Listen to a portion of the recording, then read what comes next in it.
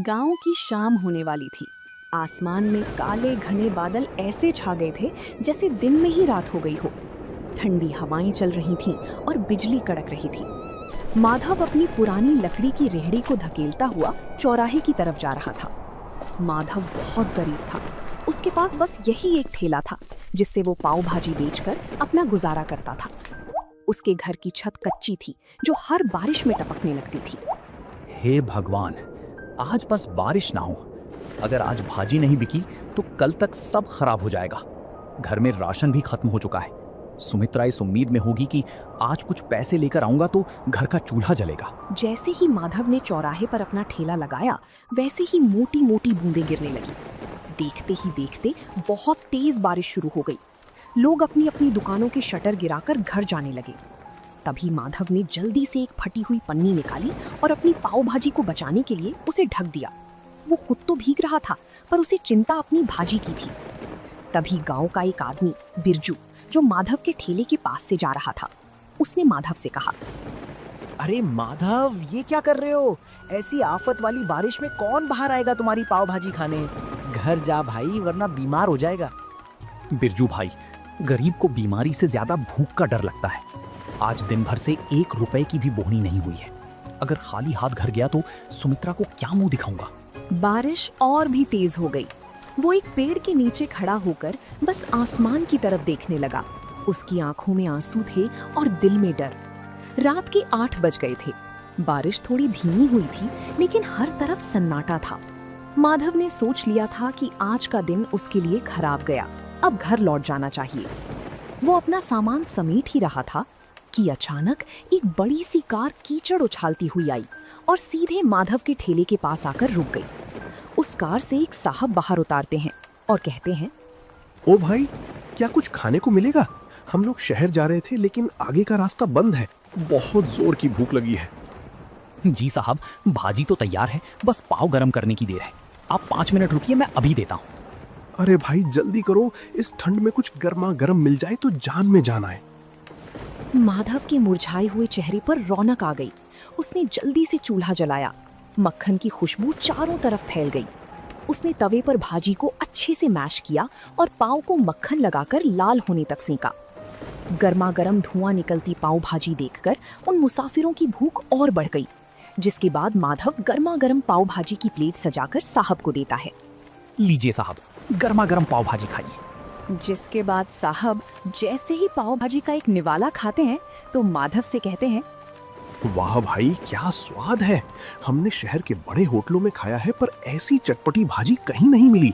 तुमने तो कमाल कर दिया। सच में यार, इस बारिश में इसका स्वाद दुगना हो गया है। भाई 2 प्लेट और लगाओ। माधव की मेहनत रंग लाई। उन लोगों ने भरपेट खाना खाया। जब पैसे देने की बात आई तो साहब ने खुश होकर माधव को 2000 का नोट थमा दिया। साहब, ये तो बहुत ज्यादा है। मेरे पास तो छुट्टी भी नहीं है।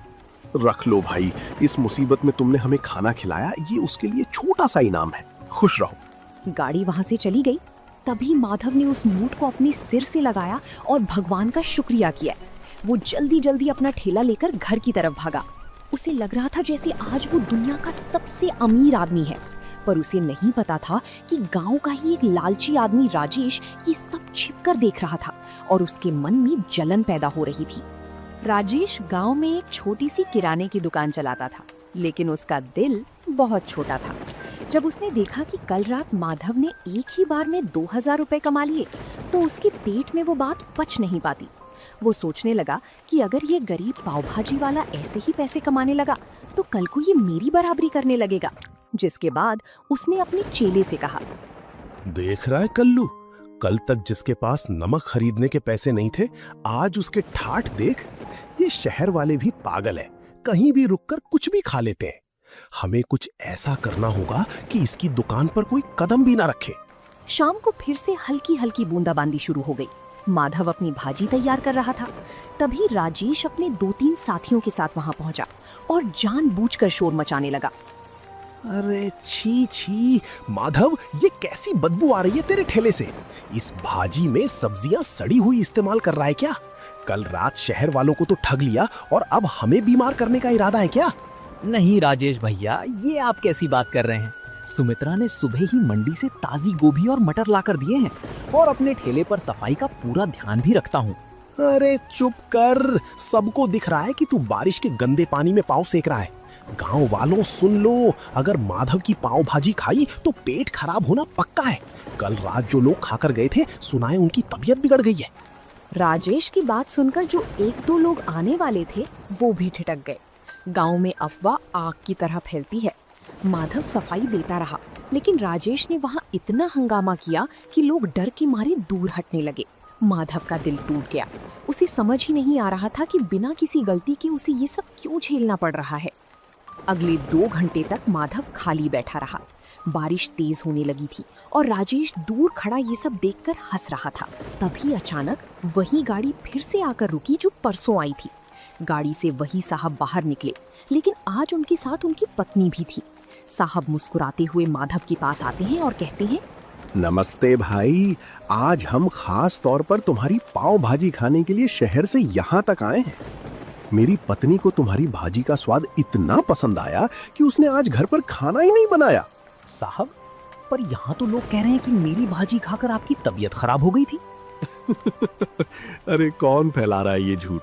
हम तो कल से और ज्यादा तरोताजा महसूस कर रहे हैं। बल्कि मैंने तो अपने ऑफिस के ग्रुप में भी तुम्हारी फोटो डाली है। देखो पीछे एक और गाड़ी आ रही है, वो सब मेरे दोस्त हैं।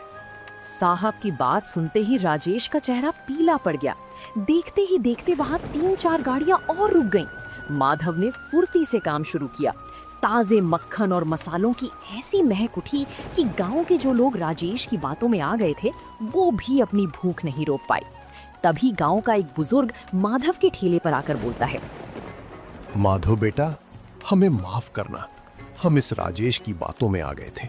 हमें भी एक प्लेट पाव भाजी खिलाओ, इसकी खुशबू ने तो भूख जगा दी है। उस रात माधव की सारी भाजी बिक गई। राजेश शर्म के मारे वहां से खिसक गया। माधव ने आज सिर्फ पैसे ही नहीं कमाए थे, बल्कि राजेश की साजिश को भी नाकाम कर दिया था। माधव की दुकान अब गांव और शहर दोनों जगह मशहूर होने लगी थी। हर शाम उसके ठेले पर भीड़ जुटने लगी थी। सुमित्रा भी अब घर पर माधव की मदद करती और दोनों मिलकर और भी स्वादिष्ट मसाले तैयार करने लगे। लेकिन माधव का सपना अब बड़ा हो गया था और एक रात जब माधव घर लौटा तो उसने देखा कि सुमित्रा छत से टपकते पानी को रोकने के लिए बर्तन रख रही है। पूरी रात दोनों सो नहीं पाए क्योंकि बिस्तर भीग चुका था। और तभी उस रात माधव ने एक बड़ा फैसला लिया। सुमित्रा, अब बहुत हो गया। कब तक हम इस टपकती छत के नीचे रात गुजारेंगे? भगवान की दया से अब हमारे पास कुछ पैसे जमा हो गए हैं। मैं सोच रहा हूँ कि अब ठेला छोड़कर एक छोटी सी दुकान किराए पर ले लूं। दुकान? पर उसके लिए तो बहुत पैसे लगेंगे और गांव के चौराहे पर दुकान मिलना भी तो मुश्किल है। कोशिश करने में क्या हर्ज है? अगर एक बार पक्की दुकान हो गई तो बारिश में भी धंधा बंद नहीं होगा और लोग आराम से बैठकर खा सकेंगे। मैं कल ही सरपंच जी से बात करूंगा। अगले दिन माधव सरपंच जी के पास गया। सरपंच जी ने माधव की मेहनत देखी थी, इसलिए उन्होंने उसे चौराहे के पास एक पुरानी दुकान किराए पर दिलाने में मदद की। माधव ने दिन रात एक करके उस दुकान की सफाई की और उसे एक छोटी सी पाव भाजी ढाबे का रूप दे दिया। माधव के ढाबे का नाम रखा गया माधव पाव भाजी सेंटर। उद्घाटन के दिन माधव ने पूरे गांव को न्योता दिया। उसने सोचा था कि पुरानी बातें भूलकर वो राजेश को भी बुलाएगा ताकि गांव में भाईचारा बना रहे। जिसके बाद माधव राजेश की दुकान पर जाता है और कहता है, राजेश भाई, आज मेरी छोटी सी दुकान का उद्घाटन है, आप जरूर आना, मुझे बहुत खुशी होगी। बड़ा आया दुकान खोलने वाला। 2 दिन क्या शहर वाले रुक गए, तू तो अपने आप को राजा समझने लगा। जा, मैं नहीं आने वाला तेरी सड़ी हुई दुकान पर। माधव उदास मन से वापस आ गया। शाम को ढाबे पर खूब रौनक थी। मुसाफिर, गांव के लोग और बच्चे सब बड़े चाव से पाव भाजी खा रहे थे। तभी अचानक कुछ ऐसा हुआ जिसकी किसी ने उम्मीद नहीं की थी। गांव के कुछ आवारा लड़के, जिन्हें राजेश ने पैसे देकर भेजा था, ढाबे के अंदर आए और शोर मचाने लगे। और एक लड़का जानबूझकर प्लेट नीचे गिरा देता है और कहता है, अरे ये कैसी भाजी है? इसमें तो कंकड़ पत्थर हैं। तुम लोग हमें बीमार करना चाहते हो क्या? माधव सन्न रह गया। उसे पता था कि भाजी उसने खुद छानी है, उसमें कंकड़ हो ही नहीं सकते। लेकिन वो लड़के इस बात को लेकर दुकान का सामान बाहर फेंकने लगे, जिसके कारण दुकान का पूरा माहौल खराब हो गया। तभी भीड़ में से एक कड़क आवाज आई, रुको, ये क्या बदतमीजी है। सबने मुड़कर देखा तो वो गांव के नए हेड कांस्टेबल रघुवीर सिंह थे। वो सादे कपड़ों में अपनी पत्नी के साथ वहां पाव भाजी खाने आए थे। उन्हें देखकर राजेश के भेजे हुए लड़के घबरा गए, जिसके बाद रघुवीर सिंह उन लड़कों के पास जाकर कंकड़ वाली प्लेट उठाते हैं और कहते हैं, तुम कह रहे हो इसमें कंकड़ है? जरा मैं भी तो देखूं। हाँ, अरे ये कंकड़ तो ऊपर से डाले गए लगते हैं, क्योंकि इस कंकड़ पर भाजी का मसाला भी नहीं लगा है। सच सच बताओ, तुम्हें यहाँ हंगामा करने के लिए किसने भेजा है? वो साहब, हमें तो राजेश भैया ने बोला था कि माधव की दुकान जमने नहीं देनी है। उन्होंने हमें पैसे दिए थे। ये सुनते ही वहां खड़े गांव वालों में कानाफूसी शुरू हो गई। सबको समझ आ गया कि माधव बेकसूर है, जिसके बाद रघुवीर सिंह ने उन लड़कों को डांट कर भगा दिया और माधव से कहने लगे, माधव भाई, डरो मत। तुम्हारी ईमानदारी ही तुम्हारी सबसे बड़ी ताकत है। आज से यहाँ तुम्हें कोई परेशान नहीं करेगा। चलो, अब हमारे लिए 2 प्लेट बढ़िया सी पाव भाजी लगाओ, बहुत भूख लगी है। माधव की आंखों में आंसू आ गए। उसने हिम्मत जुटाई और फिर से काम शुरू किया।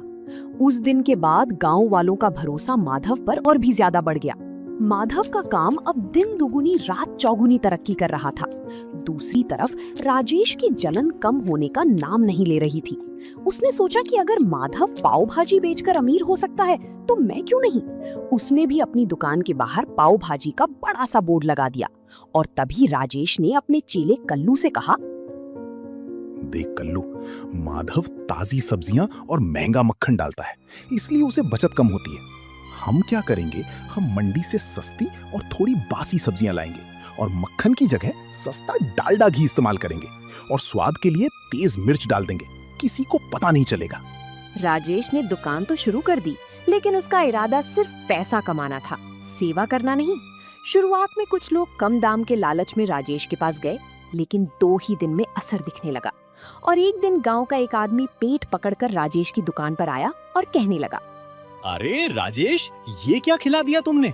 कल रात तुम्हारी पाव भाजी खाई थी, तब से पूरे घर का पेट खराब हो गया है। डॉक्टर के यहाँ चक्कर लगाने पड़ रहे हैं।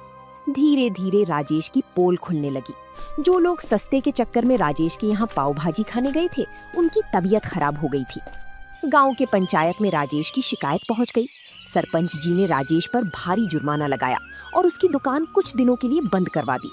राजेश को लालच की बहुत बड़ी सजा मिली थी। राजेश की दुकान बंद हो गई और पूरे गांव में उसकी बदनामी हो गई।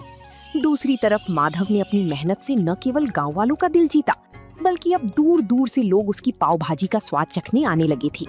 लेकिन माधव का दिल आज भी उतना ही साफ था जितना पहले दिन था। माधव का छोटा सा ढाबा अब छोटा पड़ने लगा था।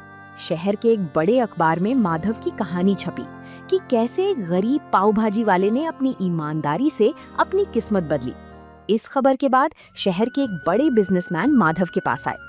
माधव भाई, आपकी भाजी में जो स्वाद है वो मैंने आज तक कहीं नहीं चखा। मैं चाहता हूँ कि शहर के मुख्य हाईवे पर हम मिलकर एक बड़ा फैमिली रेस्टोरेंट खोलें। जगह और पैसा मेरा होगा और हुनर आपका। साहब, मैं तो एक छोटा सा आदमी हूँ। मुझे डर लगता है कि कहीं मैं इतनी बड़ी जिम्मेदारी संभाल पाऊंगा या नहीं। क्यों नहीं संभाल पाएंगे? आपने कीचड़ और बारिश में ठेला चलाया है। ये तो फिर भी छत के नीचे का काम है। आपको भगवान ने मौका दिया है, इसे मत छोड़िए। माधव मान गया। कुछ ही महीनों में हाईवे पर एक आलीशान ढाबा तैयार हो गया, जिसका नाम रखा गया माधव की असली पाव भाजी। अब माधव के पास काम करने के लिए कई लोग थे, लेकिन वो आज भी खुद खड़े होकर भाजी का मसाला तैयार करता था ताकि स्वाद न बदले। माधव अब एक बड़ा आदमी बन चुका था। उसने गांव में अपने लिए एक पक्का और सुंदर घर बनवा लिया था। एक दिन जब वो अपने पुराने गांव के चौराहे से गुजर रहा था, तो उसने देखा कि राजेश अपनी दुकान के बाहर बहुत उदास बैठा है। उसकी दुकान पर धूल जमी थी और वो बहुत कमजोर लग रहा था। जिसके बाद माधव राजेश के पास जाता है और कहता है, राजेश भाई, राम राम, क्या हालचाल है? माधव, तुम यहाँ? भाई, मुझे माफ कर दो। मैंने तुम्हारे साथ बहुत बुरा किया, तुम्हारी दुकान उजाड़ने की कोशिश की। आज देखो, कुदरत ने मुझे वहीं लाकर खड़ा कर दिया है। मेरी दुकान बिकने की कगार पर है और मेरे पास कोई काम नहीं है। पुरानी बातें भूल जाओ राजेश भाई। इंसान गलती का पुतला है। मुझे आपसे कोई शिकायत नहीं है। अगर आप चाहें तो मेरे नए होटल में स्टोर मैनेजर का काम संभाल सकते हैं। मुझे किसी भरोसेमंद आदमी की जरूरत है। तुम सच में महान हो माधव। मैंने तुम्हें गिराना चाहा और तुम मुझे सहारा दे रहे हो। मैं वादा करता हूँ अब कभी लालच नहीं करूंगा और पूरी ईमानदारी से काम करूंगा। माधव ने राजेश को गले लगा लिया। गांव वाले ये देखकर दंग रह गए कि कैसे एक गरीब पाव भाजी वाले ने न केवल गरीबी को हराया बल्कि अपने दुश्मन को भी अपनी अच्छाई से जीत लिया। माधव की कहानी हमें सिखाती है कि बारिश चाहे कितनी भी तेज हो, अगर इरादे पक्के हों तो सूरज जरूर निकलता है। तो दोस्तों, आप लोगों को ये कहानी कैसी लगी कमेंट करके जरूर बताएं और ऐसी कहानियों को देखने के लिए वीडियो को लाइक करें और चैनल को सब्सक्राइब करें।